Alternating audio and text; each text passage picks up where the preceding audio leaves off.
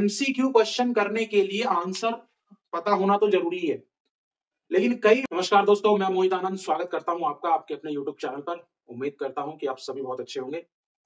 आज आपके सामने एक और एमसीक्यू सीरीज लेके हाजिर हूं, लेकिन आज की इस एमसीक्यू सीरीज में मैं साइंस के एमसीक्यू डिस्कस करने वाला हूं।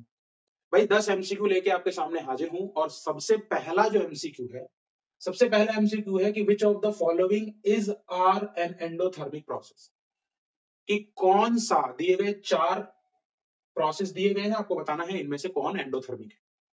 इज और आर दे दिया है, इसका मतलब है कि एक या एक से ज्यादा भी हो सकता है। अगर एक से ज्यादा होंगे तो वो ऑप्शन आपको मिलेगा, जैसे आता है ना 1 and 4, 1 and 3। वो मैंने यहां नहीं लिखे हैं क्योंकि हम यहां देखना चाहते हैं कि 4 में से कौन से बच्चे हैं जो विदाउट हैविंग द ऑप्शंस पता कर पाते हैं कि एंडोथर्मिक रिएक्शंस।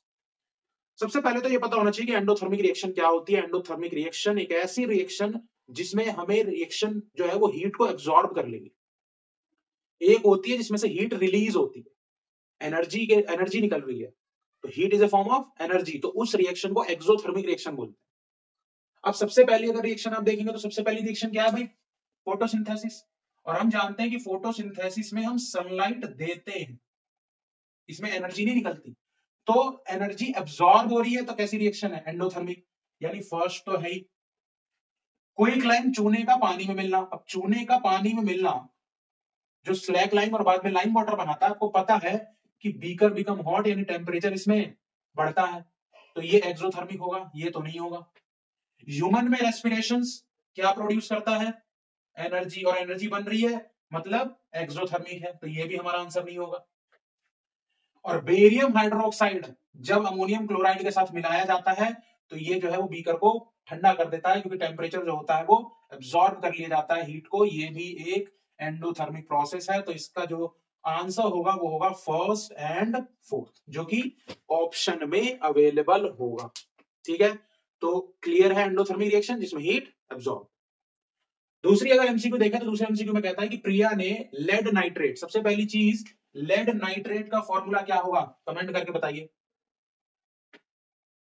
भाई। हमारे लेड नाइट्रेट का फॉर्मूला होगा PbNO3 whole twice, lead nitrate. और लेड नाइट्रेट के पाउडर को प्रिया ने टेस्ट ट्यूब में जब हीट करा तो वो इन चारों में से क्या ऑब्जर्व करेगी। एमसीक्यू क्वेश्चन करने के लिए आंसर पता होना तो जरूरी है, लेकिन कई बार आंसर अगर नहीं भी पता तो एलिमिनेशन टेक्निक का इस्तेमाल करके भाई 3 ऑप्शन हटाओ तो जो चौथा बचा वो आंसर है। मानते हो कि नहीं मानते हो? जैसे अगर मैं इसको देखूं तो इसमें ये 2 ऑप्शन तो बिल्कुल ही नहीं होंगे, क्योंकि जब हमारा नाइट्रेट है तो नाइट्रोजन डाइऑक्साइड, नाइट्रोजन ट्राइऑक्साइड या डाई नाइट्रोजन ऑक्साइड, इस तरह की गैसें रिलीज होंगी। सल्फर डाइऑक्साइड और सल्फर ट्राइऑक्साइड तो नहीं होंगी। अब बच जाते हैं 2, तो जो ब्राउन फ्यूम्स होते हैं, भूरे रंग की जो गैस निकलती है वो नाइट्रोजन डाइऑक्साइड की निकलती है, लेड ऑक्साइड की नहीं निकलती। ये गैस फॉर्म में नहीं बनता ब्राउन फ्यूम्स। समझ में आ रहा है कि नहीं आ रहा है? तो ये जब गैस नहीं है तो बचा हुआ ऑप्शन क्या हो जाएगा? B is the right answer. तीसरा क्वेश्चन कहता है कि सोडियम कंपाउंड जिसका इस्तेमाल परमानेंट हार्डनेस को रिमूव करने के लिए किया जाता है।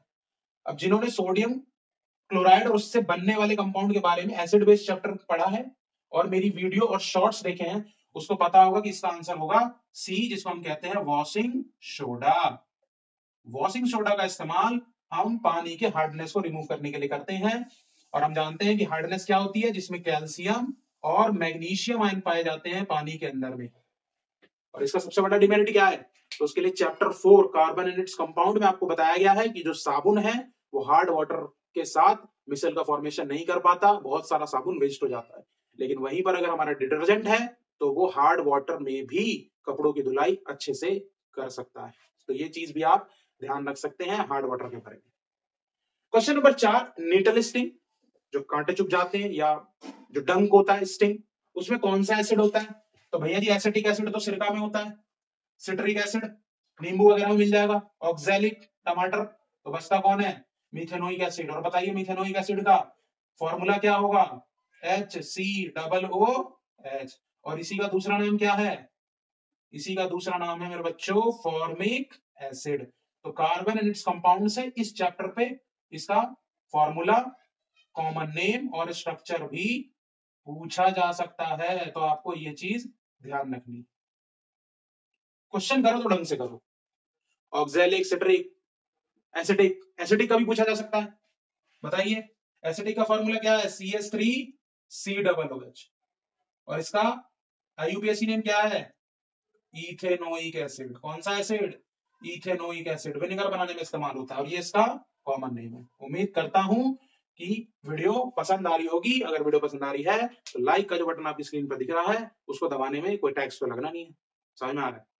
पांचवा क्वेश्चन कहता है कि कुछ ऐसे मेटल्स हैं जो बहुत डाइल्यूट नाइट्रिक एसिड के साथ रिएक्ट करते हैं और हाइड्रोजन गैस बनाते हैं, और कुछ ही हैं ये। क्यों? क्योंकि जो डाइल्यूट नाइट्रिक एसिड होता है वो एक स्ट्रॉन्ग ऑक्सीडाइजिंग एजेंट है।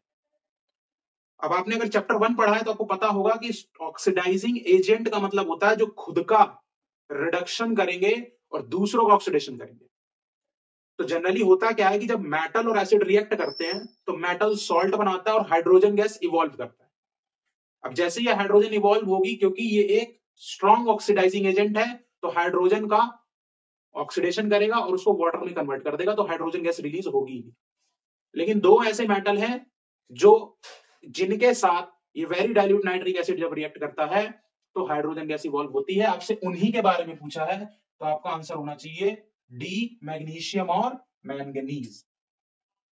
इन दो मेटल के साथ जब आप वेरी डाइल्यूट नाइट्रिक एसिड की रिएक्शन कराओगे तो हाइड्रोजन गैस रिलीज होगी।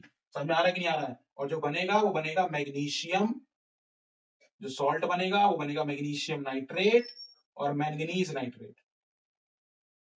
समझ में आ रहा है कि नहीं आ रहा है? और हाइड्रोजन वहां से रिलीज होगी जो कि हाइड्रोजन गैस में कन्वर्ट हो जाएगी, ऑक्सीडाइज नहीं होगी। समझ में आ रहा है? 6th क्वेश्चन, और जब मैं देखता हूं कि ये 10th क्लास में पूछे जाने वाला क्वेश्चन है, क्योंकि ये जो 10 MCQ में आपको डिस्कस कर रहा हूं, ये दिल्ली के गवर्नमेंट स्कूल में अभी जो प्री बोर्ड हुआ है उसमें 10th क्लास का पेपर आया था, आफ्टरनून शिफ्ट में बॉयज का।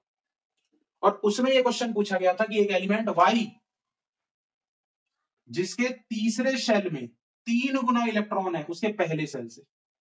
सबसे पहले तो आपको ये समझ में आना चाहिए कि पहला सेल के होता है जिसमें 2 इलेक्ट्रॉन होते हैं। अब वो कह रहा है तीसरा सेल, तो दूसरा L और तीसरा M में इसका 3 गुना है 6, मतलब ये पूरा भरा होगा। तो इलेक्ट्रॉन की संख्या कितनी हो जाएगी? इलेक्ट्रॉन की संख्या हो जाएगी 16 और प्रोटॉन की संख्या भी हो जाएगी 16, तो हमारा एटॉमिक नंबर कितना हो जाएगा? 16। किसी के बच्चे के मन में अगर ये सवाल आ रहा है कि सर उसने लूज कर लिया हो, गेन कर लिया हो, अगर लूज और गेन किया होता तो उसके ऑक्टेट पूरे होते। यहाँ पर जो M सेल है वो पूरा नहीं है। समझ में आ रहा है? क्वेश्चन नंबर 7 कह रहा है इलेक्ट्रिक मोटर के ऊपर कॉपर की कॉइल होती है, बंधी होती है, आपने देखी भी होगी। तो कॉपर की कौन सी ऐसी प्रॉपर्टी है जो इतने पतले और इतने लंबे वायर बनाने में कॉपर की हेल्प करती है? भाई मैलिएबिलिटी का मतलब होता है शीट्स में कन्वर्ट करना। ऑक्सीडेशन, ऑक्सीडाइज हो जाएगा, कॉपर ऑक्साइड बनाएगा। रिएक्टिविटी, उसकी रिएक्शन पावर। बचता क्या है? डक्टिलिटी। मेटल की एक प्रॉपर्टी जिसका नाम है डक्टिलिटी, जिसका इस्तेमाल करके हम थिन और लॉन्ग वायर्स बना सकते हैं। समझ में आ रहा है कि नहीं आ रहा है? क्वेश्चन नंबर 8 अगर हम देखें तो क्वेश्चन नंबर 8 में कहता है कि प्लांट जो गैस का एक्सचेंज करते हैं उस प्रोसेस का नाम तो डिफ्यूजन है। अब ये डिफ्यूजन का डायरेक्शन किस पर डिपेंड करेगा? भाई जो डिफ्यूजन का डायरेक्शन होता है वो डिपेंड करता है इन्वायरमेंटल कंडीशन पे और प्लांट की रिक्वायरमेंट पे। एंजाइम पर डिपेंड नहीं करता, रेस्पिरेशन के टाइप पर डिपेंड नहीं करता। कौन सा रेस्पिरेशन करेगा? एरोबिक। और माइक्रो ऑर्गेनिज्म जो एयर में मौजूद है उस पर भी डिपेंड नहीं करता। आसपास का वातावरण कैसा है और प्लांट्स को जो रेस्पिरेशन कर रहा है उसकी रिक्वायरमेंट क्या है, इसके हिसाब पे डिपेंड करेगा कि डिफ्यूजन का डायरेक्शन क्या होगा। समझ में आ रहा है? समझ में आ रहा है तो वीडियो को लाइक करिए। 9वां क्वेश्चन कहता है पायरुवेट का टूटना इथेनॉल में, CO2 में और एनर्जी में। अब पायरुवेट कब बनता है? पायरुवेट बनता है जब हमारा ग्लूकोज ब्रेकडाउन होता है। कहां पर? साइटोप्लाज्म के अंदर, तो बनता है पायरुवेट। ये 6 कार्बन एटम का एक कंपाउंड है और ये 3 कार्बन एटम का एक कंपाउंड है पायरुवेट। 3 तरीके से ग्लूकोज टूट सकता है, एक ऑक्सीजन की प्रेजेंस में, एक ऑक्सीजन की एब्सेंस में और एक लैक ऑफ ऑक्सीजन। अगर ऑक्सीजन की प्रेजेंस में टूट रहा है तो CO2 H2O और एनर्जी बनाएगा 38 ATP, जो कि हमारे अंदर प्लांट्स के अंदर, बड़े बड़े एनिमल्स के अंदर होता है।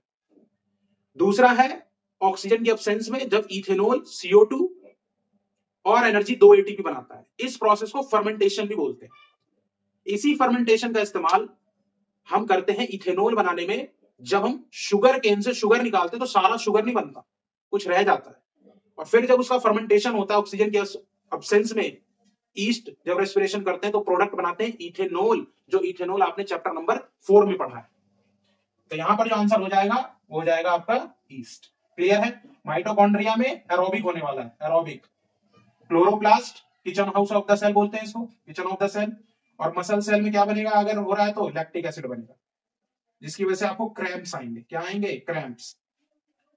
10वें क्वेश्चन में कहता है ह्यूमन ब्रेन, मानव मस्तिष्क का कौन सा हिस्सा जिम्मेदार है मेंटेन करने के लिए पोस्चर, जो बैठते हैं हम तो बैलेंस बनाने के लिए पोस्चर, हर इंसान का अपना एक पोस्चर होता है, चलता है तो बॉडी की शेप कैसी रहती है ना, और बैठता है तो कैसे बैठता है, सब एक पोस्चर हो जाता है। इसको हेल्प करता है हमारा ब्रेन, तो इसको हेल्प करता है हमारे हिंड ब्रेन का एक पार्ट, इसका नाम है सेरेबेलम। कई ऐसे भी बच्चे होते हैं जो क्रैनियम को क्या समझ लेते हैं? ब्रेन का पार्ट। भैया क्रैनियम ब्रेन का पार्ट नहीं है। क्रैनियम जो है वो स्कल जो है हमारी जिन हड्डी से मिलकर बनी हुई बोनी बॉक्स, जिसके अंदर ब्रेन इनक्लोज्ड है, उसको हम क्रैनियम बोलते हैं। हड्डी का नाम है क्रैनियम, ध्यान रखिएगा। सेरेबेलम हिंड ब्रेन का पार्ट है जो ये काम करता है। इसके अलावा सेरेब्रम, सबसे बड़ा पार्ट हमारे पूरे माइंड के अंदर में वो सेरेब्रम है। और ये किसका पार्ट है? फोर ब्रेन का पार्ट। सेरेब्रम का फंक्शन है आपकी थिंकिंग में हेल्प करेगा, इंटेलिजेंस, मेमोरी, कॉन्शियसनेस, ये सारे जो फंक्शंस हैं वो आपका सेरेब्रम मेंटेन करता है। उम्मीद करता हूं कि 10 एमसीक्यू की ये सीरीज आपको बहुत ही पसंद आई होगी। ऐसी बहुत सारी सीरीज लेके मैं हाजिर होऊंगा, तो मेरे चैनल को सपोर्ट करिए, सब्सक्राइब करिए। मिलते हैं नेक्स्ट वीडियो में, तब तक के लिए धन्यवाद।